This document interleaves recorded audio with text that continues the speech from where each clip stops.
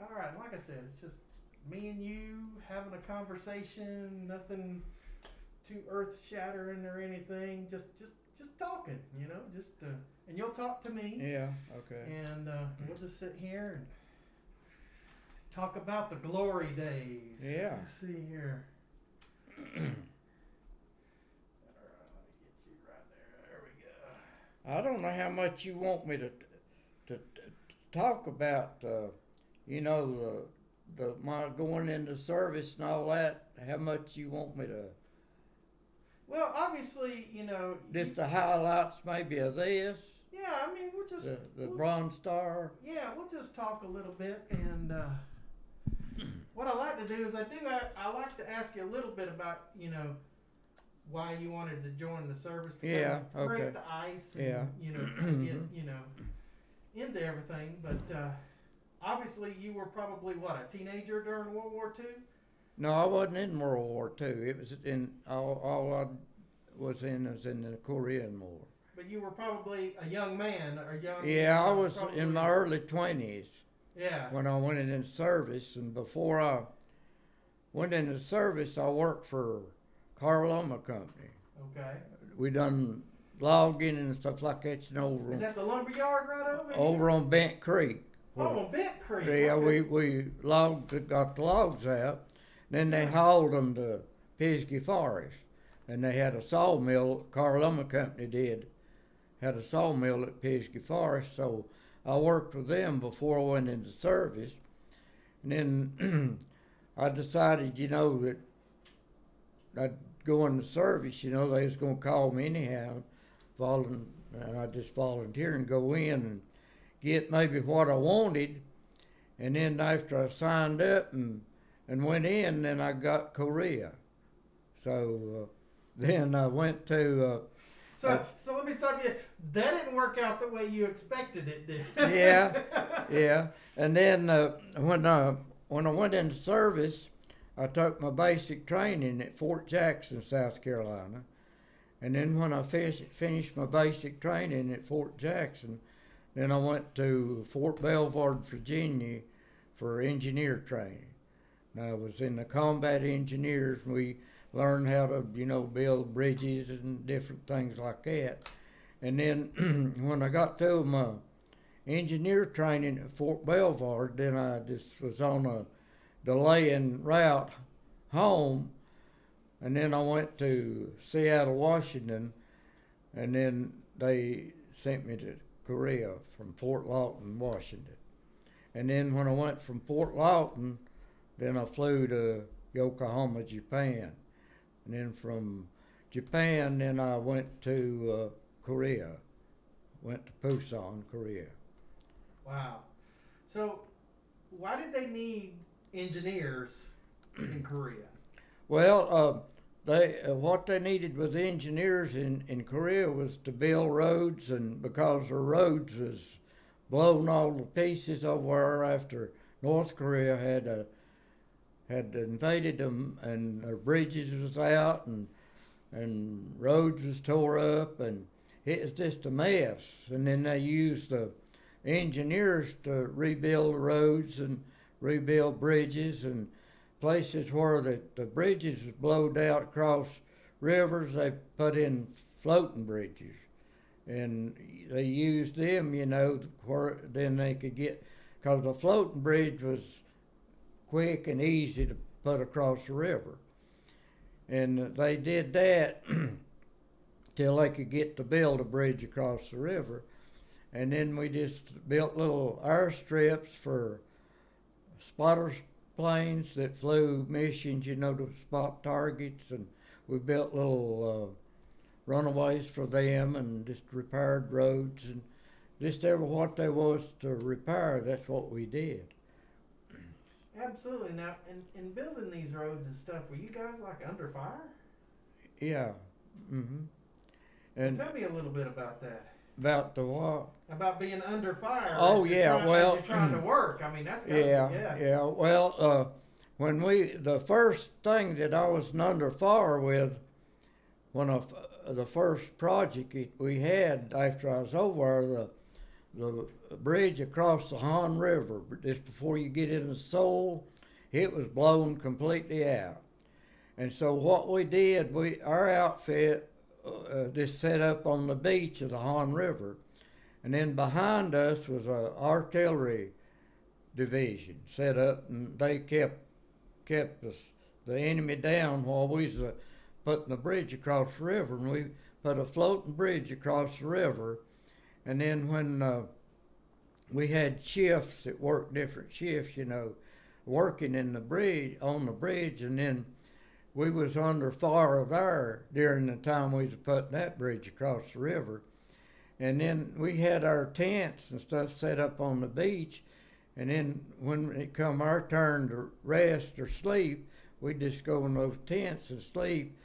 And then at night we could just from enemy fire, and then our artillery shooting the beach, it just trembled with the firing of the artillery gun.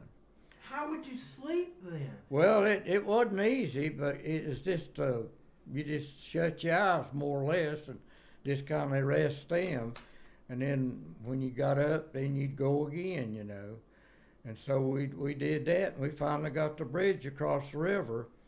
And after we got the bridge across the river, then they kind of was the infantry and the engineers and artillery people, they started moving north, and then we pushed all the way into North Korea.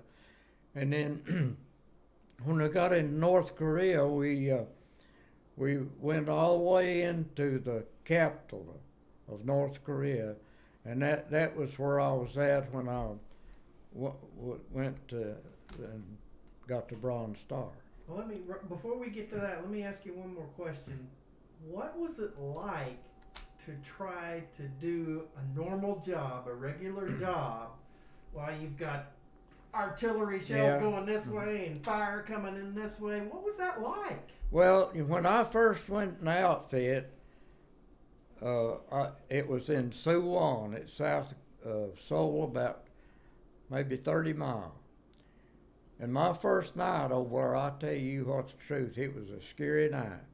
And it was cold, there was snow on the ground, and you just hear that artillery all night, just a pounding. And I was scared to death. And then after that, I was there for about a month. I just kind of got in the routine, and then it just got like it's just another day's work. I got used to it, and then it didn't bother me too bad.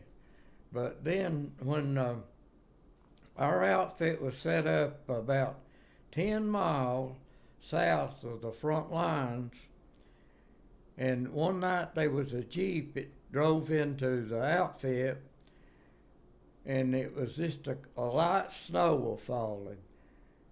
And they come in the outfit, and they got the company commander up, and they gave him a message that they needed us on the front lines, which was about 10 miles away north. And so they told me to get out and load my dozer on a lowboy. And they got the driver out that drove the lowboy. And so we headed north, and we had information of what outfit to go. Well, we followed the Jeep. He was from the 3rd Division and the 7th Regiment and the 10th Engineer Corps. And so we went to work for them. And so we drove that morning. It got daylight, and when it got daylight, we got to where the outfit was at. And so they give us information about what I was supposed to do, and told me what I was supposed to do. And he told me to park the truck there and unload the dozer off of it. And then the lieutenant, he was my guide. And so he took me out and told me what I was supposed to do, and for me to follow him. And so he just blazed the trees for my information where I was to cut the road. And I was supposed to cut the road into the front lines where they could get the wounded out and get supplies and ambulances and things like that in. And so that's what I did for about 3 or 4 days till I reached the front lines of that road. And during the time we was building the road, though, we was under artillery fire and mortar fire. And there's a lot of times we'd have to stop our work and just get behind the blade on a dozer for protection. And we was cutting through a pine grove, and those artillery shells, they just cut them pines off, close to us. And so our protection was that dozer blade. Then when they'd let up, then we'd go and work some more. And then so I completed my mission on about the 26th of November, I guess it was. And then I was to go back to my outfit after I finished that road. And so my company commander, he came up to check on me. And he said, I got some good news for you. I said, what is it? Build a road down the other side of that mountain over? He said, no. He said, we're going home on, going to leave the last part of December. And so he said, I'm going to send you somebody up here to relieve you, and then you can rotate and go home. And so that was good news, And so he sent the guy up there, so he stayed with me about 2 or 3 days, and he got familiar with the equipment that he was going to operate that I'd been operating. And so then there was a truck come and pick me up, and I went back to my company, and then I rotated and come home.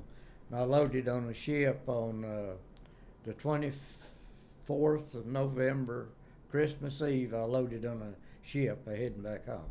Wow, and that was 1952 or 51? That was 51. 51. Christmas 51. But I got a ship from Incheon, Korea, to Sasebo, Japan. And when I got to Sasebo, Japan, I turned in all my old clothes that I had there and then got new uniforms and new clothes. And I met a guy in Sasebo, Japan that was from Pisgah Forest down here. He was a postmaster in Sasebo, Japan, and his name was X. Sims. I reckon he was in World War II, most of it, and then other wars too. But he stayed in until he retired out of service. Well, what did that feel like to run into somebody that was basically from your hometown? Well, it was amazing, to run into that guy. And I'd heard of him before I met him in Sasebo, because he come in on furloughs and things. And I don't know if you remember about it or not, but back in World War II, they went and had fundraisers at different schools in the county, and they'd sell war bonds at that time. And that's where I'd heard of him before I met him in Sasebo, Japan, before I ever went into service. I was probably 14 or 15 years old. Wow. Yeah. So was he selling the war bonds, or they just mentioned his name? Hey, help support your... Well, he sponsored them. When he'd be in on leave, he'd go to these fundraisers where they're selling these war bonds, and he'd help promote them, people to buy them. Best I remember, you could buy them for $10 or $50 or $20, something like that. Wow. And did that influence you to join the Army when the second, time around Korea started? Well, when I rotated and come home, then I come to Fort Jackson, South Carolina. And then after my leave I came home on leave from Fort Jackson for 30 days, and then I went back to Fort Jackson to be reassigned. And I thought that they would assign me to a place in, close around where I'd be closer home. And so one morning they called my name out to Fort Ord, California. Oh my goodness. Well, I went to Fort Ord, California to be reassigned from out there. And when I went to Fort Ord, California, I stayed there about 3 or 4 days or maybe a week, and they assigned me to the 820th Aviation Engineer Battalion and sent me to Fort Huachuca, Arizona. And I went to Fort Huachuca, Arizona, and the base had been closed down since World War II. And it was opening back up, and they had one barracks with personnel in that barracks. And when I went in it, there was about 70 men in the barracks. And then they called reserves back in, and when they filled the whole base with personnel, and there was 3 battalions on the base, and then they put them into training to operate heavy equipment, different types of heavy equipment. And then during the time that I was at Fort Huachuca, Arizona, is when the Bronze Star caught up with me from the time that they turned me in for the Bronze Star in Korea. And then when it caught up with me in Fort Huachuca, Arizona, they had a parade for me on the post parade, and they had 3 battalions that formed, and I was called out of my battalion into the stand where the officers of the base and everything sat, and they took me up to there, and then I sat in the stand with the officers, and then the 3 battalions, they paraded for me across the parade field. Well, was that a big surprise? I mean, when you say the Bronze Star caught up with you, that makes me feel like you didn't know it was coming. Well, I knew I'd been turned in for it. You see, Okay. they when I was in Korea, before I left the outfit that I was working for, see, I was just working for another outfit. Mm-hmm. And so they, the lieutenant that I was working for up there, he called me in the tent before I left, coming back to my outfit, and he said he was going to turn me in for the Bronze Star. And then he asked me all the questions and everything, and so he turned it in, and he said he's pretty sure that I would get it, would be approved for it with the information he gave. And so that's how long it took for the paperwork and everything, and to catch up with me was after I was at Fort Huachuca, which was probably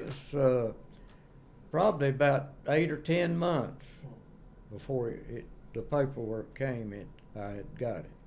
Well, how did that make you feel? Oh, it made you feel just awful, just proud, that you was given something like that was a pretty high honor, and I was just pleased, and tickled, and then I was happy that I could do it, do the work that I was supposed to do on it, So they gave you you got the Bronze Star for building the road under fire up to the front line. Yeah, for the ambulance and personnel that could get to the front lines and get people out and get supplies in. Yeah. So you were basically trying to save the lives of people that were getting injured. Right. They couldn't get any military. No, they couldn't get ambulances and stuff into the front line. Like got that road punched in there. Absolutely. Yeah. So let me ask you, what was it like when you were working on that road? I mean, would you have to stop suddenly and jump off and get behind that blade? Tell me about that. Well, it was just, it was real scary and real shaky, because them shells, you could hear them when they hit, and if you heard them hit, and it didn't hit you, you knew you was safe, but still it was scary. It was a scary moment, to be in that position. So you had no warning that these shells were coming in? No warning whatsoever. No. But you could predict maybe they'd come in most of the time in the afternoon. Most time of the morning it'd be pretty quiet. And then in the afternoon, most times when they'd start coming in, around 3 o'clock, and on. And they could probably see you pretty well because you were putting diesel fumes up and, you were working and that sort of thing. Yeah, when I finished out the road to the top, they could see me, yeah. So they were just kind of firing over the hill hoping Yeah, that they would hit you. yeah. Mm-hmm. Well, that's got to be nerve-wracking. Oh yeah, it was, but young people like my age and stuff like that, I kind of got used to it, hearing it fire all the time, but I wasn't that close to it, a lot of times. But it was a scary moment in the time, and you go out in the morning, you didn't know if you'd come back or not, you just had to pray that you'd be safe, Yeah. Mm-hmm. Well, did you have any close calls? Well, they would be, say they'd hit maybe like from here to that house over across the street, but a mortar shell, it don't spread like a artillery shell would, So, and then it was we was going through timber woods and pine groves and things like that, and that protected us some, But Gave you some cover? yeah. But even though, you were out there almost like a sitting duck, Yeah. it was something that had to be done. Yeah. Mm-hmm. Tell me about that. I mean, it was something that had to be, you had to get those ambulances in there. Well, really, I kind of relied on this lieutenant that was, he kind of done the surveying of the road to grade it to put it on. And I kind of relied on him when to really stop and get protection. And I just rely on him, and I just keep my mind on what I was doing, because I had to get it right, And so that's the way I went through it, kind of. And once you got that road cut in there, I mean, did you get to see the ambulances going in, or did Well, see what I done. I pulled back when we got the road finished up. Then we pulled back to the outfit, and then it was a supply line for them. Yeah. Wow, very good. And it was just you and this one lieutenant? Yeah. There was nobody else? Nobody else was with us, just me and him. And you're probably looking at him going, "Why did you pick me?" Yeah, but our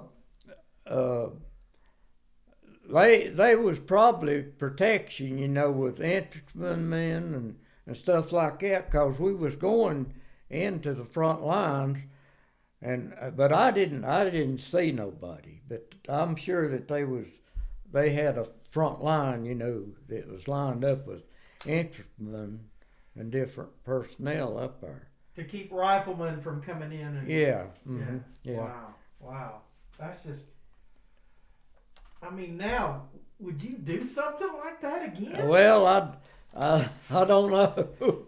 It'd be kind of scary, but I enjoyed my work. What I was doing, and I just keep my eye on the ball. What I was doing, where I was cutting the road, and being sure that I got it right. And everything, and we had to cut it about maybe about 12 feet wide, something like that. And so I just stayed busy, and kept my mind on what I was doing, and so we finished it up. I mean, it had to have been when something hit you. Just yeah. Oh yeah, you get spooky when you hear one hit. You knew it was close to you, and they had your target pretty well zeroed in. But it was surely a amazing time and a rough time. Oh yeah, absolutely. Yeah. Yeah. Do you know why he picked you to do it? Well, see, what we was one company, 72nd Engineer Combat Company, and we was farmed out to anywhere they had a soft place in the line. That's where we went. And so they knew our company and how they worked and what they did. And so they called for us to come and do this job. And so I think that's the reason they picked us, because, and then I went and fought one time. Well, I didn't fight, but I was with the 28th British Brigade. I was farmed out to them for about a month, and all I did for them was dig in artillery. When they set their artillery up, I'd put bunkers around the artillery gun. And that's all I done. I worked for them for months, British. And then I worked for the Indians medics one time. You wouldn't believe what I built for them, a soccer field. So you got to do some fun stuff too, huh? Hey, I mean, having a distraction overseas in war, you need a distraction, so learn to play soccer, right? Yeah. So I got one more question for you. Do you think being around all that artillery and loud and stuff, is that part of your hearing today? Well, no, it maybe did some, but not at the time. But I think where I got my damage, my hearing, is down there at Acoustic, working around them paper machines. They had a lot of high-pitched noise, vacuum pumps and different things that they run down there. Yeah. And we wasn't enforced to wear ear protection for years, and I think that's where I got my most damaging from the acoustic down there. Absolutely. Well, how did you go from doing bulldozer work to going inside? Didn't you? Well, when I got discharged, what I had in mind to done was going to work for a construction company operating heavy equipment. Well, when I got this looking around, in different places, and there wasn't no whole lot of work right here, to do, and I'd have to go off somewhere else. And so there was a guy that I was sitting uptown up there one day in the car, and this guy come up the street, and I knew him. And he talked to me a while, and he'd been up in Newport News working in the shipyard. And so he came back home, and he said that he heard there was a hiring down at Acoustic. And he said, would you run me down there and see if I can get an application, put it in? And I said, yeah. I said, I'll take you down there. And I got down there to Acoustic. He said, just go in with me and you put you in the application. Well, I said, I don't know if I want to work on the inside or not, I had never worked inside like that. Well, we went in, sat there, and there's about 8 or 10 sitting around there to see the employment officer. And so then he got through with about everybody in there, and he called me in. And he asked me what I'd been doing. I told him I just got out of service, and I hadn't worked at anything since I got out. He said, you take this application and fill it out and bring it back to me tomorrow.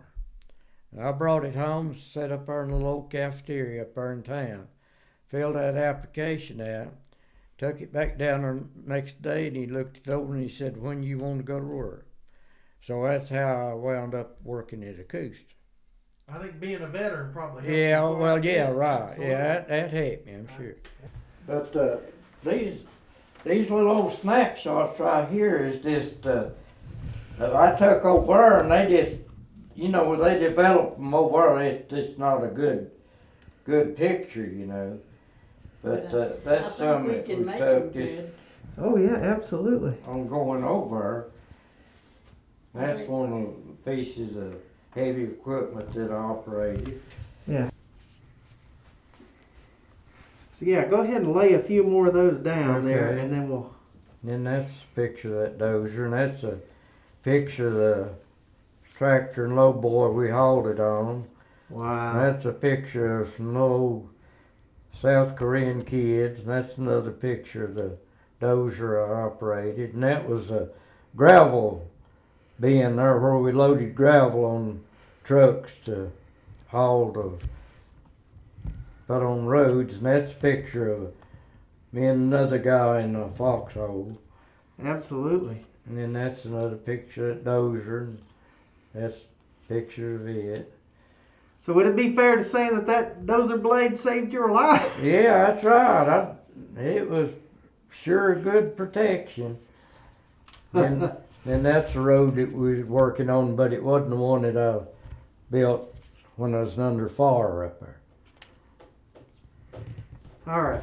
I know this is repetitive, but I'm going to make you pick all of these up and lay them down again. Lay them down again? Yeah, if you don't mind. Yeah, okay. Just so I can get plenty of, and you'll, like I said, you'll understand it when you see it. All right, go ahead. Yeah, that's one where we first went over there, and then that was stuck in maybe in Japan, and that's a picture there of a road we was working on at one time. That's a picture of the dozer. That's a picture of a truck, or I was just sitting on the front of it. That's a picture of the dozer, and then that's another picture of it, and that's a picture of it, and that's a picture of me and this guy in a foxhole. Now, what was that story about that foxhole again? One more time. Yeah, show me that picture. And what's the story behind that foxhole? One more time. Yeah, it's a picture of me and this guy was in a foxhole. It was on the front lines.